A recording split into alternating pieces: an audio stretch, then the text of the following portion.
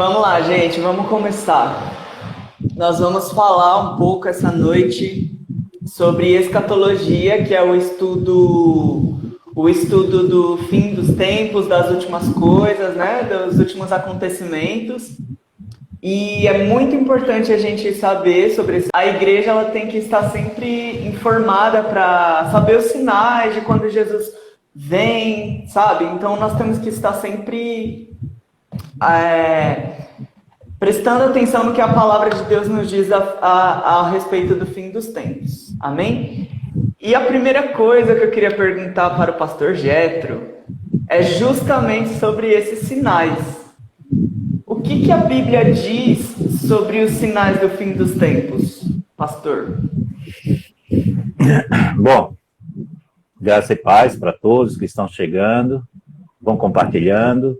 Eu gostaria primeiro de fazer uma oração, porque tratar das coisas de Deus é uma grande responsabilidade, né? E só podemos falar com propriedade quando o Espírito Santo é quem nos guia e nos dirige. Vamos orar. Querido Pai, nós te louvamos por este momento, que o Senhor nos dá esta oportunidade de podermos estar aqui tratando das coisas concernentes ao teu reino, e o teu Espírito Santo nos guie, nos contemple com sabedoria, com capacidade, e aquilo que for falado seja para louvor e glória do teu nome, e que cada um de nós sejamos aperfeiçoados no conhecimento e na tua graça, Senhor. Obrigado por tudo. Eu oro pelos que estão já presentes nesta live, por aqueles que hão de chegar no decorrer, e que o Senhor nos ajude para que possamos cumprir o objetivo, que é tratar da escatologia, doutrina dos últimos dias. Amém.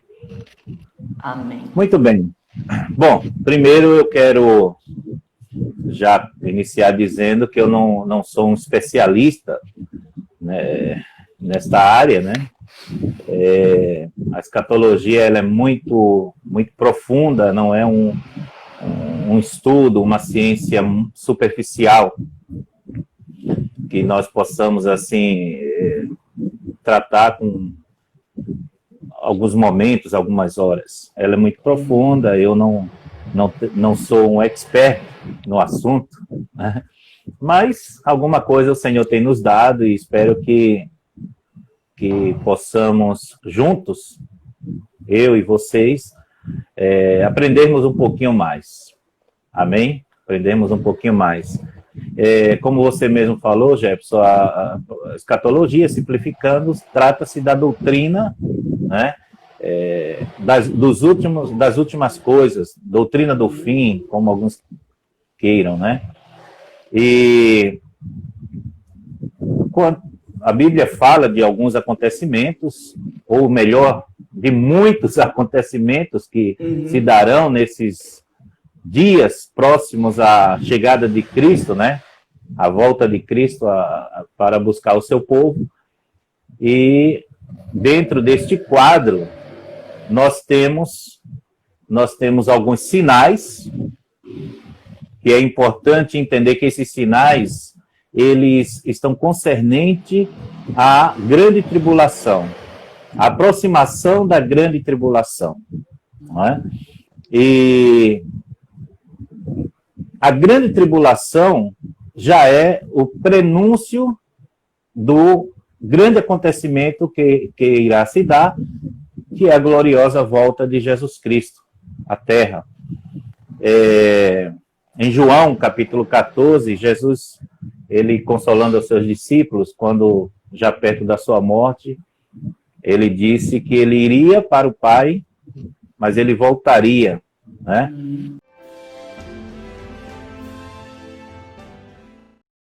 Evangelho de João, capítulo 14, a partir do versículo 1, diz assim: não se perturbe o coração de vocês, creiam em Deus, creiam também em mim. Na casa de meu pai há muitos aposentos. Eu estou na versão nova, versão internacional. Algumas traduções diz: na casa de meu pai há muitas moradas, né? E se não fosse assim, eu lhes teria dito: vou preparar-lhe lugar. E se eu for e lhes preparar lugar, voltarei.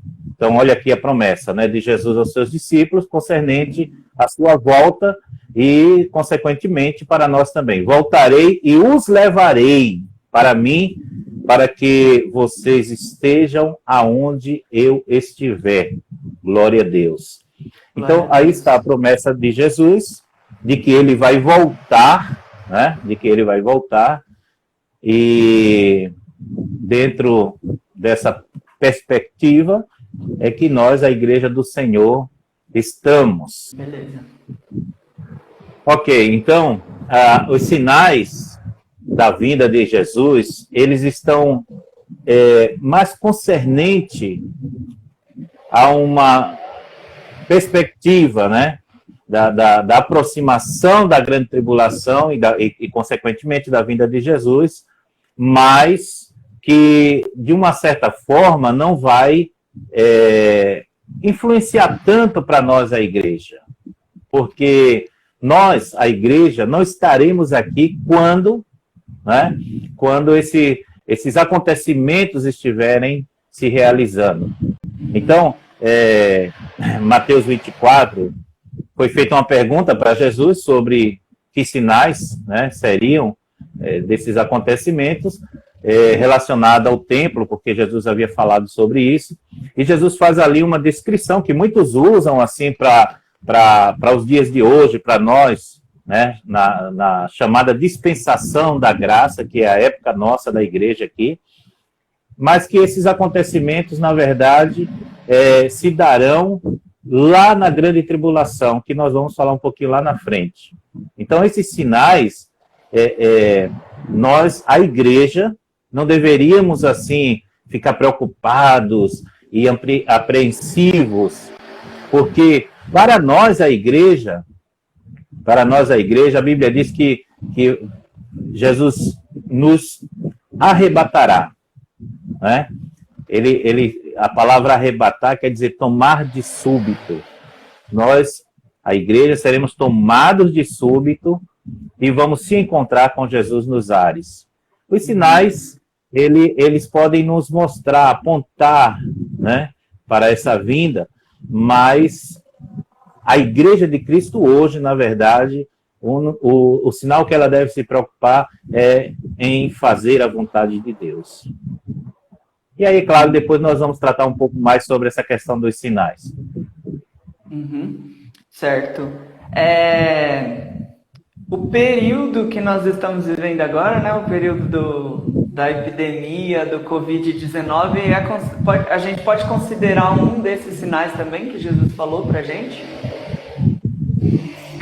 Olha, quando Jesus fala dos sinais, vamos para Mateus 24. Jesus, a Bíblia diz que caminhava com seus discípulos, no versículo 1 fala isso, né? E no versículo 2, Jesus olhando, aponta para o templo, né? E diz assim: eu lhes garanto que não ficará pedra sobre pedra, serão todas derrubadas. Tendo Jesus se assentado ao Monte das Oliveiras, os discípulos perguntaram para ele, né? No versículo 3 fala sobre isso, e disseram: quando essas coisas vão acontecer? Qual é o sinal, né, da tua vinda e dos finais dos tempos? E então Jesus começa a fazer uma descrição, dizendo: olha, cuidado que ninguém vos engane. Então ele fala sobre alguns dizendo que eram Cristo, que vinha em nome dele, dizendo que era o Cristo e enganariam a muitos. Fala de guerras, de rumores de guerras, fala para não ter medo, né, porque essas coisas haveriam de acontecer, mas ainda não seria o fim. Fala de nação se levantando contra nação, rumores de guerras e fomes, terremotos. E aí, no versículo 8, ele diz: tudo isso será o início das dores. E aí ele então continua ainda citando... o início. E aí ele continua citando ainda mais algumas coisas, como ser perseguidos e condenados à morte, odiado por todas as nações. Naquele tempo, aí é interessante nós notarmos quando Jesus diz assim, naquele tempo, que tempo é esse? O tempo em que estas coisas estarão acontecendo. E aqui está se tratando, efetivamente, quando a grande tribulação começar a realmente acontecer, entendeu? Uhum.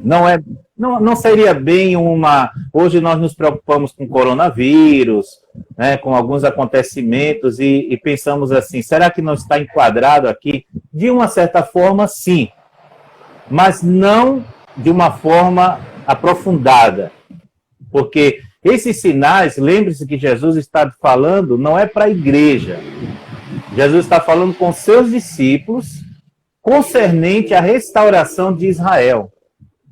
Sim. Entendeu? Entendi. Jesus está falando aos seus discípulos concernente à restauração de Israel e à restauração do templo, né? Porque a pergunta foi feita em cima do templo. Então, nós temos que focar que tudo aqui que está escrito está relacionado à época da grande tribulação. Amém? Então, sim, coronavírus, pestes, terremotos, essas coisas, sim, já podemos apontar, né, já podemos ter uma clareza de que o fim está próximo. Uhum. Mas não é propriamente ainda a grande tribulação. Nós não chegamos na grande tribulação porque a igreja não estará passando pela grande tribulação. Então nós podemos dizer que nós estamos vivendo o princípio das dores, é isso? Que Jesus De certa mencionou? forma, sim. Uhum. De certa forma, sim. Desde que entendamos que esse período ele não tem uma cronologia onde nós podemos dizer assim, já esse mês, o ano que vem, não. É o princípio das dores, né? Uhum. Por exemplo, constata-se que nos últimos 100 anos, os terremotos que houveram até agora, eles são maiores do que todos os terremotos passados. Uhum. Né? Então, assim, houve um aumento muito grande de terremotos. Pestes, né? Estamos vendo assim em vários lugares, fome. Então, essas coisas apontam para o fim, né? Mas ainda não é o fim. Não sabemos quanto tempo esse princípio das dores vão durar, porque, na verdade, todo esse capítulo aqui, ele aponta para dentro da grande tribulação, que nós não estaremos lá. A igreja de Cristo não estará lá. Entendi. Então, a preocupação da igreja não tem que ser nem tanto com a grande tribulação ou o princípio das dores. Nós temos que nos preocupar em pregar o evangelho nesse período, né? Para que haja salvação, exatamente. Né? Segundo Tessalonicenses, capítulo 2, o versículo 1 diz assim: Irmãos, quanto à vinda do nosso Senhor Jesus Cristo e a nosso reencontro com Ele, rogamos a vocês que não se deixem abalar nem alarmar tão facilmente. Então, aqui nós já temos uma exortação para a igreja diretamente, né? Segundo Tessalonicenses, capítulo 2. Então, Paulo estava acalmando alguns cristãos ali em Tessalonicenses, porque eles andavam meio preocupados, alarmados, e sem uma referência, né, sobre a volta de Jesus e os acontecimentos vindouros, e isso deixou eles um pouco alarmados, como diz nessa tradução, né? Então, Paulo está dizendo o seguinte: não se deixem abalar. Então, Paulo está dizendo, olha, não se abalem. Essa palavra vale para nós hoje. Não se abalem com coronavírus, não se abalem com os terremotos, entendeu?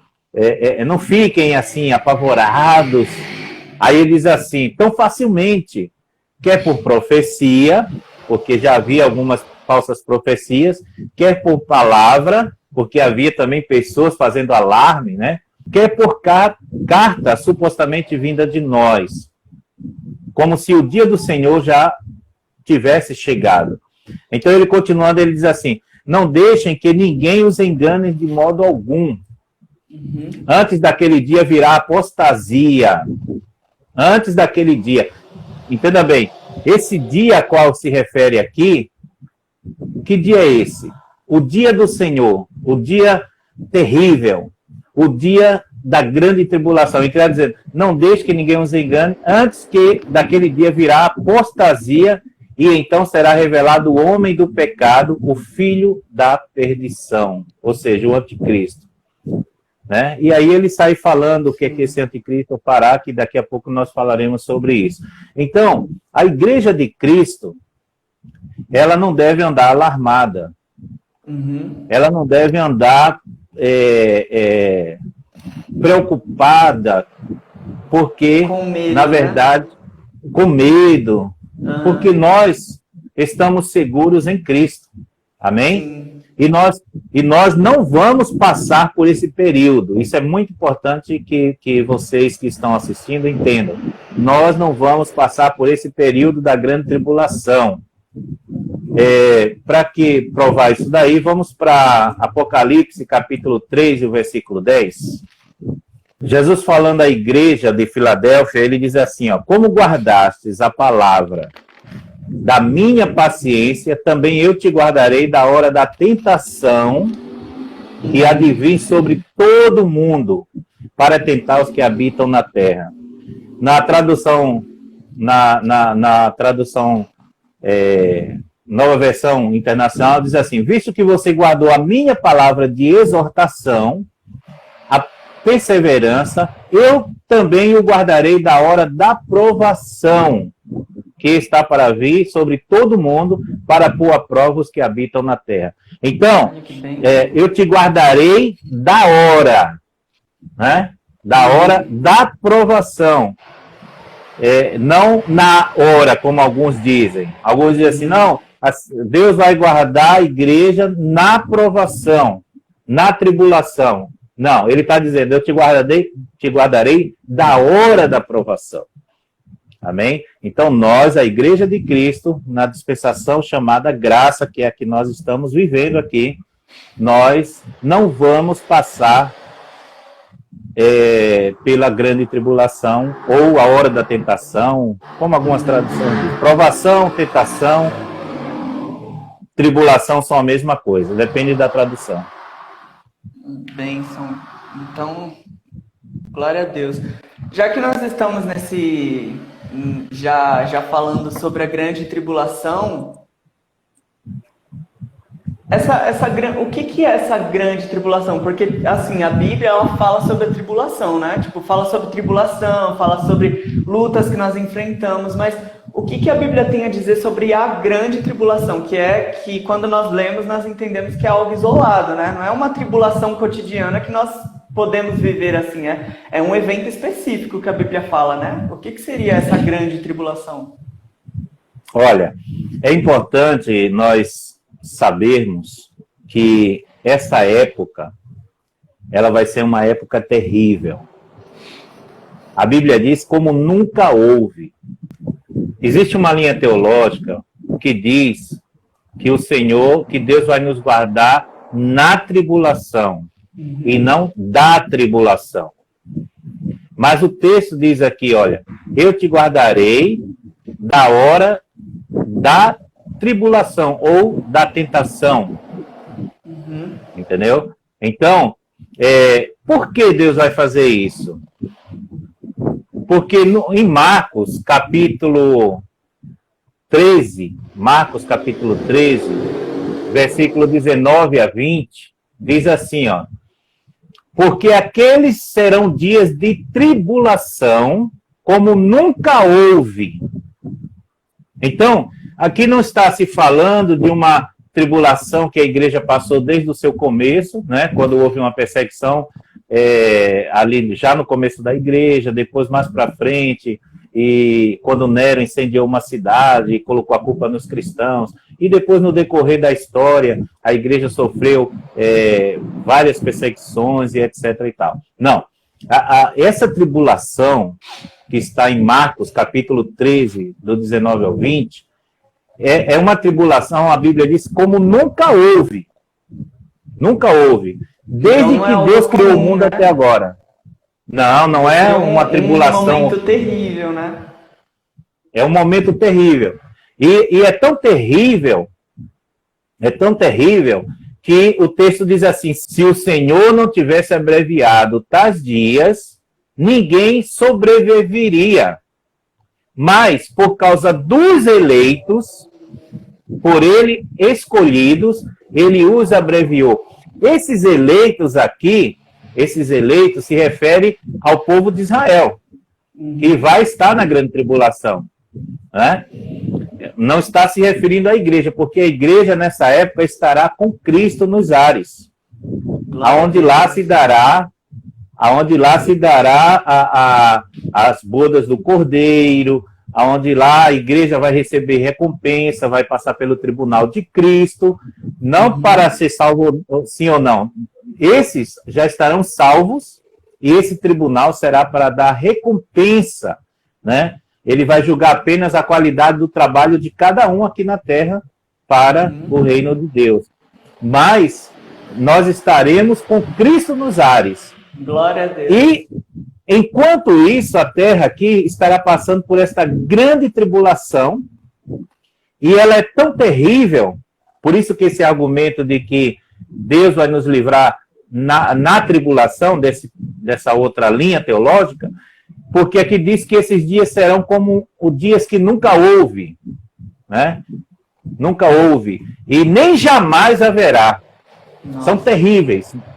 Se der tempo, nós vamos falar sobre isso. Se o Senhor não tivesse abreviado esses dias, ninguém, como diz uma outra tradução, nenhuma alma se salvaria. Puxa vida, amém? Que coisa. Se você acha que terá uma segunda chance a quem não subiu além dos judeus, para aqueles que ficarem, né, se eles vão ter uma segunda chance nesse período da grande tribulação. Eu digo uma coisa para você, eu não quero essa segunda chance. Eu também não quero, não. Eu não sei se a gente vai conseguir falar sobre os eventos que se darão, mas será algo tão terrível, né, que essas pessoas, eu não sei se elas terão condições espirituais de se manter na fé diante de tal situação. A Bíblia fala das 7 taças do juízo de Deus, das 7 trombetas, né?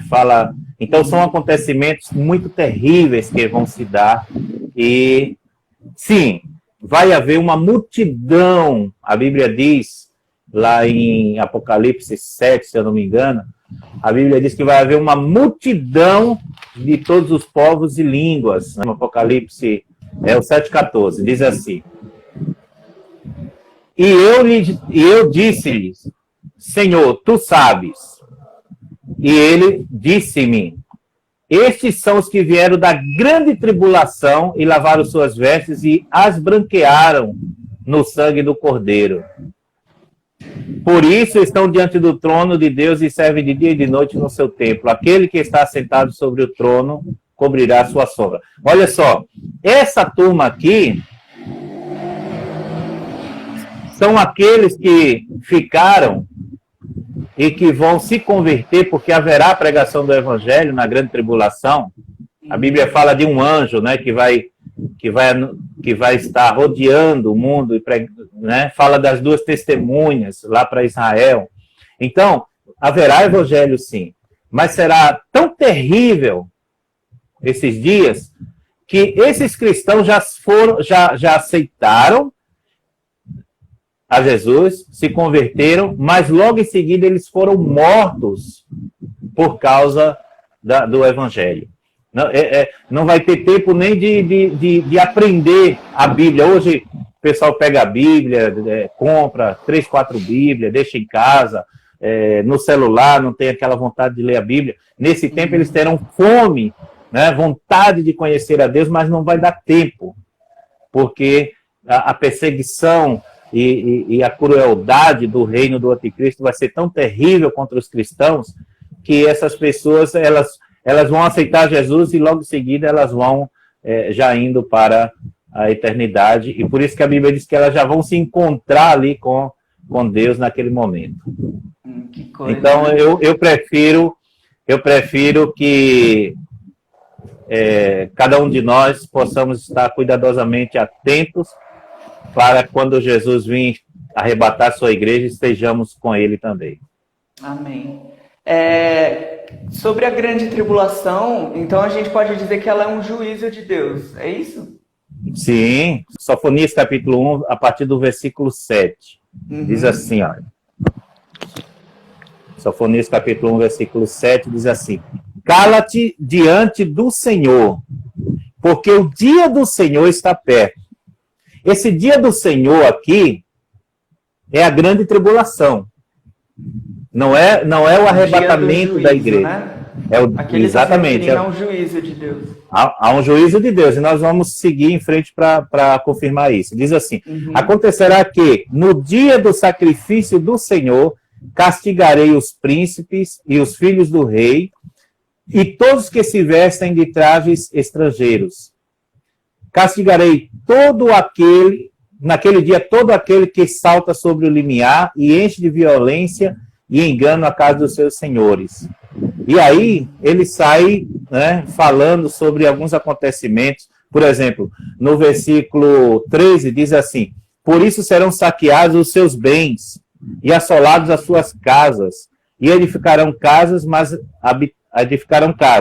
mas não habitarão nelas, e plantarão vinhas, mas não lhes beberão o seu vinho. O grande dia do Senhor, olha só, novamente aqui, o grande dia do Senhor está perto. Sim, está perto e se apressa muito. Amarga é a voz do dia do Senhor, clamará ali o Todo-Poderoso. Aquele dia será um dia de indignação, dia de tribulação, de angústia, de alvoroço e de assolação, dia de trevas e de escuridão, dia de nuvens e de densas trevas, dia de trombeta e alarido contra as cidades fortificadas e etc. Porque é um dia de muita... vai ser uma época de muita dor, de muito sofrimento. Como diz aqui o texto, vai ser chamado Dia do Senhor. É o dia da ira do Senhor. É o dia da ira, o dia em que Deus reservou, né, para descarregar sua ira devido ao pecado da humanidade, né, devido à desobediência, à resistência da humanidade em se submeter à vontade dele. Então é muito forte mesmo. E nós, aqueles que estiverem fiéis, né, nós não vamos passar por este momento. Por isso, quando a Maíra pergunta assim, vai haver salvos na grande tribulação? Sim, vai haver. Mas não queira estar lá no meio da grande tribulação, né? Ali a grande tribulação, na verdade, os olhos do Senhor estão voltados para Israel. Está voltado para Israel. Então, aqueles que reconhecerem a Cristo durante a grande tribulação vão sofrer muito, não vão ter tempo de culto, não vão ter tempo de adoração, né? E vai ser muito sofrimento. Literalmente ir até Deus pela dor, né? Exatamente. Literalmente como literal isso. Amém. Agora, continuando sobre o assunto, sobre a grande tribulação, nós já entendemos que vai ser um tempo de juízo de Deus, certo? Que vai acontecer depois do arrebatamento da igreja, né? Depois do arrebatamento. Porque assim, a sequência vai ser essa. Em primeiro lugar, a igreja será arrebatada, tá? Número 1, a igreja de Cristo, nós, né? seremos arrebatados para se encontrar com o Senhor nos ares. Está lá em Tessalonicenses esse texto. Então, número 1, a igreja é arrebatada. Amém? Número 2, dá-se início ao reinado do anticristo. Então, número 1, a igreja é arrebatada. Número 2, dá-se início ao reino do anticristo. Quem é o anticristo? O anticristo é um líder que vai ser elegido por a maioria das nações, né? E que vai governar globalmente este mundo. Enquanto... Aí a Bíblia diz que o anticristo vai estabelecer um pacto com Israel e ele vai cessar essa grande divergência que há lá entre os palestinos e Israel. Com esse feito e mais alguns outros, falando de economia, falando de política e etc., ele vai trazer a admiração, né, dos povos, e haverá um pacto de 7 anos de paz. 7 anos de paz. O qual, quando chegar 3 anos e meio, ele vai quebrar esse pacto, e a partir daí, é por isso que Jesus disse assim, quando vos disserem paz e segurança, então sobrevirá repentina destruição. Então, segundo Daniel, das 70 semanas, falta se cumprir 1 semana. Ela foi interrompida quando Jesus veio a este mundo, a primeira vez, né? Deu-se início ali à Igreja de Cristo, né? Depois da morte de Jesus, o chamado período dispensação da graça. E quando a igreja for arrebatada, então se dará início, né, a esse acontecimento com o anticristo. Ele firmará um pacto de 7 anos, e trará uma falsa paz, uma falsa segurança. Ele está ilustrado ali também naquele cavalo branco dos 4 cavaleiros do Apocalipse. Ele está ilustrado ali do cavalo branco, né? E que ele está com um arco e tal. Aquele cavalo branco simboliza uma falsa paz, né? Que muitos confundem com Jesus, mas não é Jesus. Aquele do cavalo branco. O cavalo branco, né? Isso. Aí muitos acham que é Jesus, né? Que é Jesus, mas não é. É o anticristo que vai começar a reinar, vai estabelecer uma falsa paz. Então, primeiro o arrebatamento da igreja, certo? Depois, o anticristo, lembra que nós lemos que diz que o que detém, né? O que detém é a igreja. Então, quando essa igreja sair deste mundo, o anticristo vai ser revelado. Então, sim, por isso que o texto diz assim, então será revelado o iníquo, né? Que é o filho da perdição. Ele é chamado de iníquo, ele é chamado de anticristo, ele é chamado a besta, né? A besta, junto com o falso profeta. Ele é chamado de filho da perdição, né? Então ele tem vários nomes, e ele então aparecerá, firmará um pacto de 7 anos, no qual 3 anos e meio ele vai quebrar esse pacto, ok? Ele vai quebrar esse pacto, e quando ele quebrar esse pacto, é quando começa todas as tragédias relatadas do Apocalipse, a partir do capítulo 6 até o capítulo 18, né? Ali vai vir uma série de acontecimentos, de tragédias, de catástrofes mundial que vai estar ocorrendo em função disso. Puxa, que coisa. Então imagina o caos, né? Imagina, será o caos. Os crentes somem, e aí o anticristo vem para dar uma falsa paz, e depois ele quebra esse pacto que ele fez, esse contrato que ele fez com Israel, né, da paz, e aí começa, meu Deus do céu, vai ser terrível. Exatamente. Esse momento que ele quebra o contrato vai ser um momento de guerra, é isso?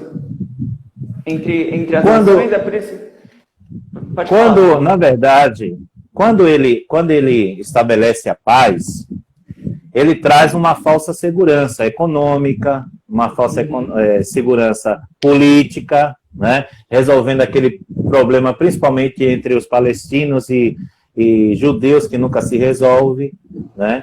E ele vai ser ovacionado pela população mundial, né? E nessa situação, nesse quadro, nesse cenário, ele vai ser paparicado, vai ser homenageado, né? Vai ser muito requisitado, ele mostrará uma falsa sabedoria, né? Ele será... Porque a Bíblia, embora não fale diretamente, mas mostra que o anticristo... Por que a palavra anticristo? Porque ele estará sendo dirigido diretamente por Satanás, pelo diabo. Né? Então, é uma falsa, vamos dizer assim, uma falsa trindade, é uma trindade do mal, melhor dizendo, uma trindade maligna. Satanás, que sempre quis o lugar de Deus, vai estar espiritualmente guiando o anticristo. O anticristo, que já está dizendo, é anti-Jesus, né? É um homem que vai estar liderando a população mundial através de vários aspectos, que a gente não vai entrar em detalhe por causa do tempo, e o falso profeta, a besta que, né, a segunda besta, que a Bíblia fala, lá em Apocalipse, e esse falso profeta vai estar fortalecendo a imagem da besta. Então nós temos aí uma falsa trindade, uma trindade do mal, né? Antidivindade, né? Atuando dá diretamente. Dá para fazer até uma comparação, né? Porque o Espírito Santo glorifica Jesus e Jesus glorifica o Pai. E aí nessa falsa trindade é o falso profeta glorificando o anticristo e o anticristo glorificando a Satanás, né? Perfeito. É um paralelo bem... exatamente, bem, é isso mesmo. Bem do mal mesmo, né? Meu Deus, então, com essa vaidade, com todo esse aspecto, o anticristo vai... A Bíblia diz que o templo em Jerusalém já vai estar pronto, né? E ele vai se sentar no trono de Deus, lá no templo. Né? Se vocês não sabem, o templo, ele já está com tudo praticamente preparado, só não foi construído ainda, porque no local onde os judeus esperam ou entendem, né, que deve ser construído esse templo, está uma mesquita muçulmana. Então eles estão aguardando, mas, por exemplo, todo o ouro necessário para o templo já está disponível.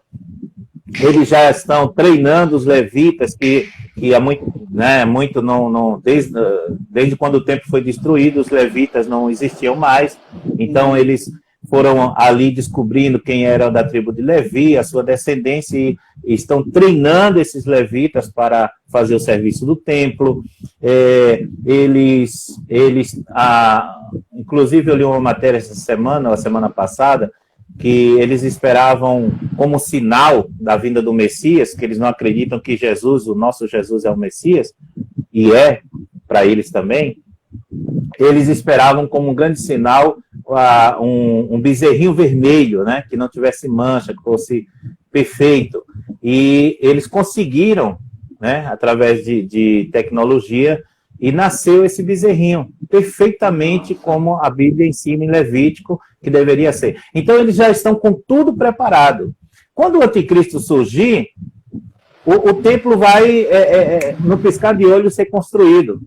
Né? Hoje você sabe, com a tecnologia que existe, em 6 meses, 1 ano, e olhe lá, já está construído, né, um edifício monumental. Então, o anticristo, se sentindo Deus, né, impulsionado pelo maligno, ele vai se sentar no trono de Deus e vai blasfemar contra Deus. Porque até então Israel está aceitando o anticristo, pensando que o anticristo é o Messias, por tudo que ele apresentou. Quando ele sentar no trono de Deus e blasfemar, aí é quando Israel vão perceber. E aí vai começar uma série de problemas, porque Israel vai se rebelar contra ele vai reunir as nações, a Bíblia diz que ele vai reunir as nações para lutar contra né, contra Israel, e é claro, as nações, outras nações que estarão ali apoiando também. Então, vai ser a grande batalha que a Bíblia chama de o Armagedon, né, que é um local, um vale de batalha, que também é conhecido como Megido, ou Meguido, né, como é citado. Ok? Nossa. Então o anticristo vai reunir todas as nações para guerrear contra Israel? Contra Israel e aliados, né? Naturalmente. Gente. Mas Israel vai ficar ali no meio, sufocado pelo poderio bélico, né, dessas nações. E é quando Israel vai clamar e então é quando Jesus vai vir, né? Certo. Agora, voltando um pouco sobre o tema do arrebatamento, é bíblico a gente dizer que todos os crentes vão ser arrebatados? Tipo, todos. Aceitei a Jesus, sou salvo, eu vou ser arrebatado. Todos que nasceram de novo, né? Todos que nasceram de novo e que estão fielmente guardando a palavra de Deus e andando nos caminhos do Senhor. Todos que aceitaram a Jesus, que nasceram de novo e que estão vivendo fielmente nos caminhos do Senhor. Todos serão arrebatados. Sim. Porque é bom a gente entender que, às vezes, né, tem gente que aceita Jesus, mas não segue fielmente, né? Tanto é que alguns até se saem dos caminhos do Senhor, né? Ficam um tempo lá seguindo a fé e aí desistem no meio do caminho. Então é importante a gente entender que os arrebatados serão apenas os que são fiéis a Deus, né? Exatamente. Aqueles que são fiéis, que andam, né, na presença de Deus. Segundo Pedro 3:14. Segundo Pedro 3:14. Isso. Que diz assim: portanto, amados, enquanto esperam estas coisas, empenhem-se para serem encontrados por ele, pais imaculados e inculpáveis. Então, todos aqueles inculpáveis, todos aqueles que receberam Jesus como seu Salvador e andam fielmente na presença dele. E todos esses serão salvos. 1 Coríntios 15, 51 e 52. Que diz assim: eis que eu digo um mistério. Olha só, um mistério. Mistério para quem? Mistério para aqueles que não conhecem a Jesus. Para nós é uma revelação. Amém? Então ele diz assim: nem todos dormiremos, mas todos seremos transformados. Todos quem? Todos que já aceitaram a Jesus, né? E que estão vivendo fielmente. No momento, no abrir e fechar de olhos, olha só, no milésimo de segundos, ao som da última trombeta, pois a trombeta soará, os mortos ressuscitarão incorruptíveis e nós seremos transformados. Amém? Bênção. Então, será um acontecimento glorioso, né? A Igreja de Cristo, que é representada ali, que é representado como uma Virgem Santa, a Bíblia diz, né? Ela então se encontrará com Cristo nos ares. E 1 Tessalonicenses, capítulo 4, o 15 até o 17.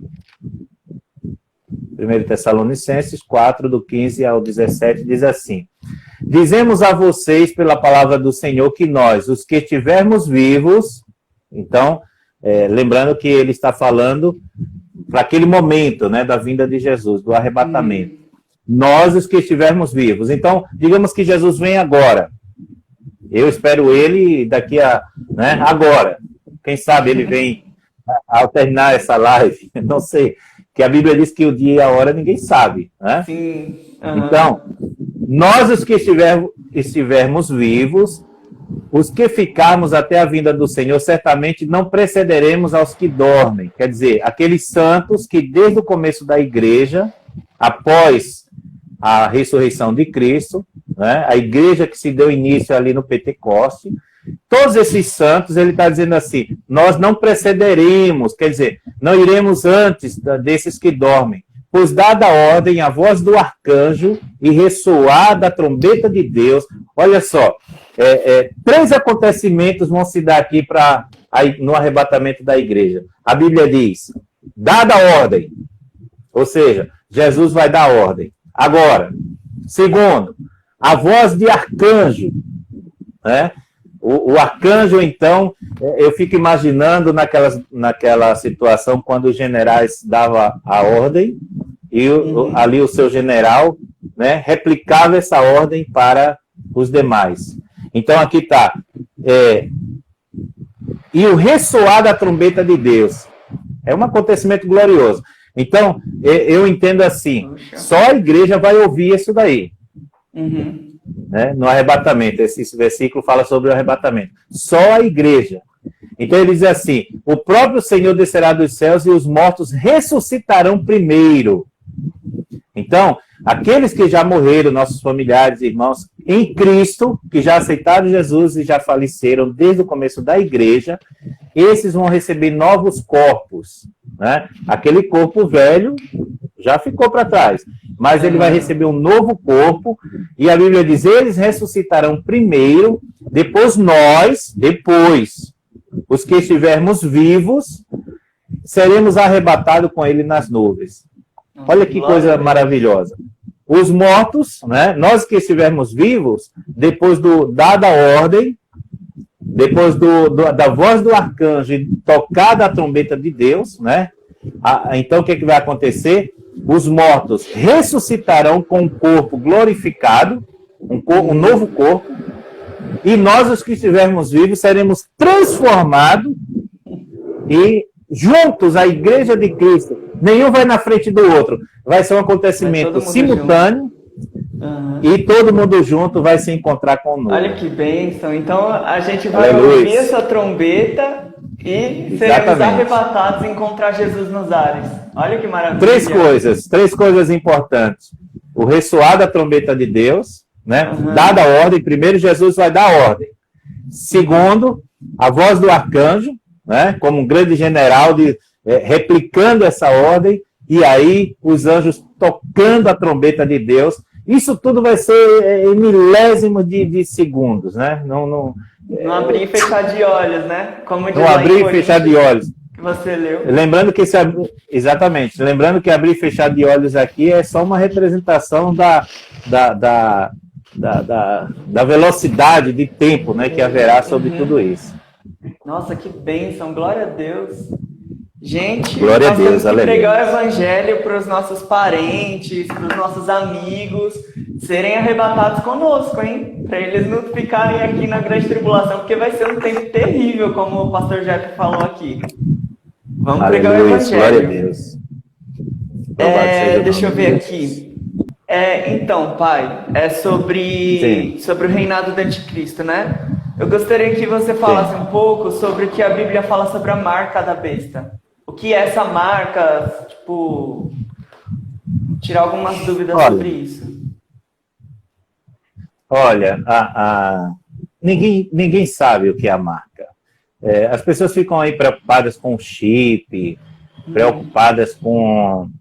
já se cogitou centenas durante, né, desde da igreja primitiva aos dias de hoje, já se cogitou milhares, centenas de coisas. Alguns disseram que era a televisão, depois outros disseram que era as coisas mais absurdas. Depois outros disseram que era aqueles códigos que tem de compras ali, de valores, né, que tem no produto. O código de barras, né? Porque fazendo uma conta lá dá meia, aí depois meia, alguma coisa assim. Outros já encontraram esse meia lá no coisa lá do Papa, não sei como chama aquilo lá, aquele chapéuzão que ele usa lá. Encontraram ali o 666 e disseram que era o Papa. Enfim, a Bíblia, primeiro, alguns mais estudiosos sobre o assunto dizem que no original da língua não se fala 666, mas 666, que contextualmente isso já dá outro significado, né? E uma outra coisa interessante que no texto em Apocalipse que fala sobre isso, fala que estará sobre, não dentro, né? A marca estará sobre a mão ou sobre a fronte. Não fala nada sobre dentro, né, como chip, no caso. Então, não existe assim, eu acredito que nós, como igreja, não deveríamos estar preocupados com isso. Primeiro, porque essa marca só vai passar a se revelar quando o anticristo se revelar. Né?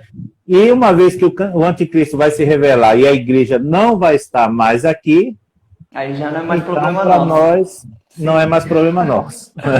Certo, então, acho que tem muita coisa que as pessoas se preocupam, que não deveriam, que não vai conseguir encontrar a resposta, porque vai fazer parte daquele momento. Né? Agora, pode ficar certo que não é o chip, pode ficar certo que não é aquele chapeuzinho lá do Papa, né? Não é nem a televisão, pode ficar certo, né? Que não, a televisão, aquele código lá de barra, né? Que o pessoal fala, que também ali dá, fazendo uma soma ali louca, ali dá 666. Não, essas coisas...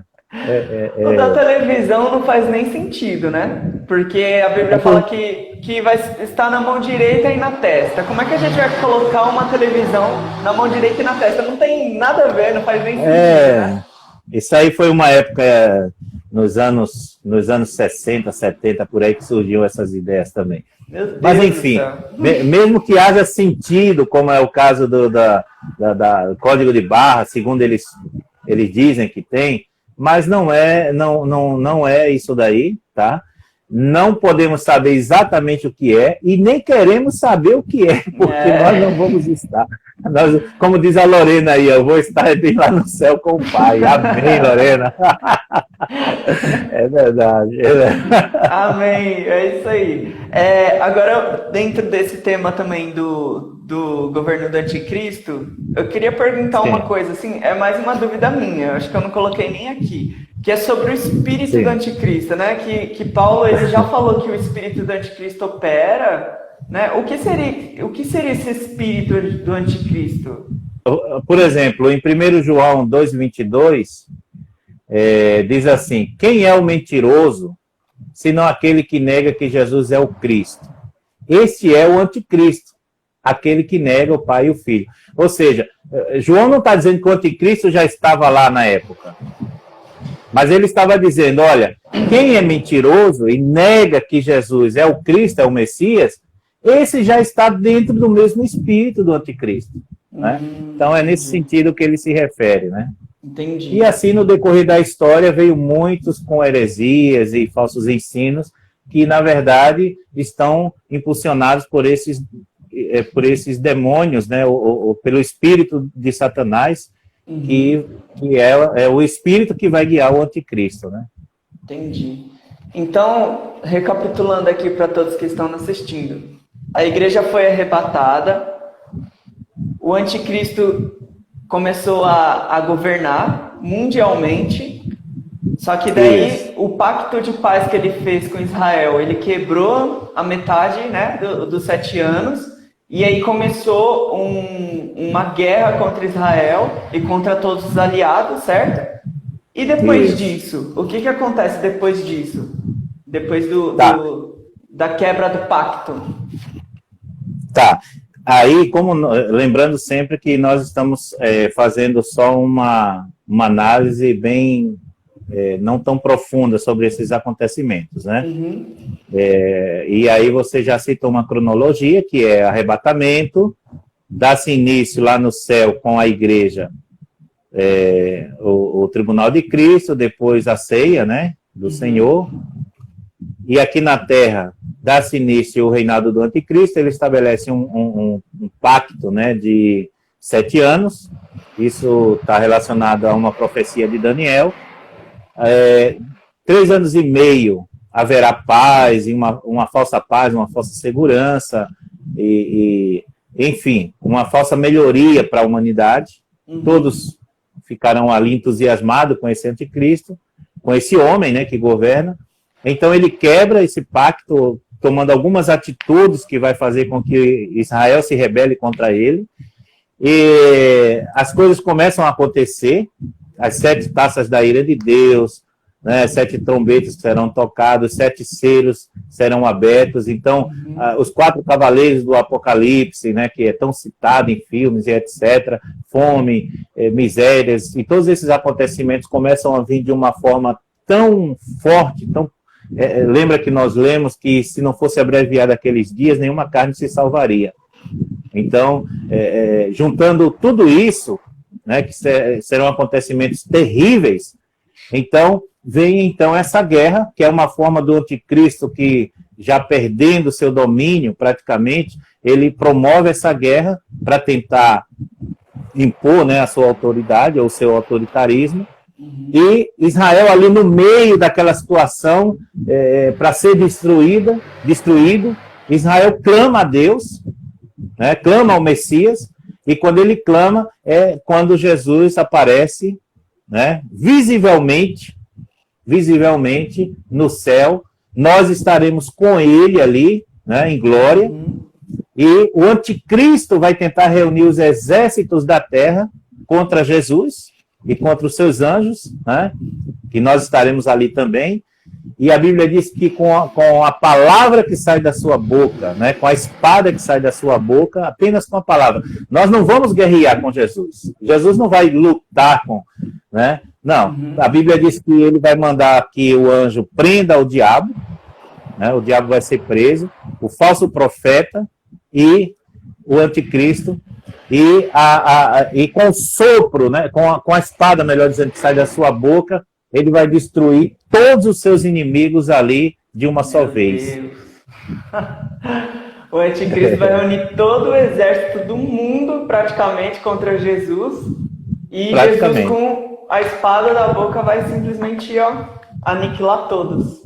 Gente, o horário já está um pouco estendido aqui em São Paulo, né? Porque o pastor Jetro está lá em Manaus, e lá em Manaus é 1 hora menos. 1 hora menos. Mas nós vamos marcar uma próxima live, tá? Nós vamos marcar uma próxima live, vamos falar sobre algumas coisas que nós não falamos. Eu acho bem interessante a gente entrar no assunto dos galardões também, porque é uma coisa que a gente não vê muitas pessoas falando hoje em dia sobre isso, e é algo que nós, a igreja, precisamos aprender sobre isso também, que é um assunto bem importante para nós. Gente, lembrando que Apocalipse para o cristão não é medo. A gente não tem que ter medo do Apocalipse e das coisas que vão vir. Tanto é que quando Deus derramar o juízo sobre a terra, nós não vamos estar aqui para sofrer, né, pastor? Nós vamos estar lá no céu com Deus, já sendo, como é que fala? Usufruindo do reino dele, tá? Então, não se preocupem, vocês não têm que ter medo. Você que está assistindo a nossa live e não aceitou a Jesus ainda, você ainda pode entrar para esse reino, ser arrebatado com a gente, usufruir do reino de Cristo com a gente, tá? Mas para os cristãos, aqueles que já aceitaram Jesus, nós estaremos com Jesus já durante a grande tribulação. Então, Apocalipse para o cristão não é motivo de medo, é motivo de alegria, é motivo de esperança. Amém. Amém? Glória a Deus. Amém. Pai, muito obrigado, viu, pela disposição, pelas explicações. Amém. Eu acredito que edificou muitas pessoas, né? Os que estavam aqui. Me edificou também, porque é um assunto que eu ainda tenho muita dúvida. E graças a Deus, muito obrigado. Quero agradecer também a cada um que participou dessa live, tá? Nós vamos fazer outras lives, tá? Não vamos marcar uma data agora, mas nós vamos conversando aqui, vamos marcar outra live para nós tratarmos de outros assuntos sobre a eternidade, tá bom? E aí vocês podem ir perguntando também, mandando no direct da igreja ou do pastor Jetro também, tá? Que nós vamos, com certeza, ter o prazer de responder as perguntas de você. Pai, quer falar alguma coisa? Pode ficar à vontade. Eu quero só agradecer a você, a Deus, em primeiro lugar, a você por essa oportunidade. Sempre tenho um grande prazer de falar da palavra de Deus. Eu vivo para o Senhor e amo poder ajudar as pessoas de alguma forma, com a palavra de Deus, né? Eu não tenho prata, eu não tenho ouro, mas o que eu tenho isto eu dou, que é aquilo que Deus tem me dado, a salvação e as bênçãos decorrentes dela. Então, Deus abençoe a todos. Quero agradecer algumas pessoas aqui que estiveram, né, participando, e convide outras pessoas da próxima vez. Vamos incentivar aí para que o pessoal esteja participando. E Deus abençoe a todos. Amo todos, os que eu não conheço, já amo também em Cristo Jesus. Amém.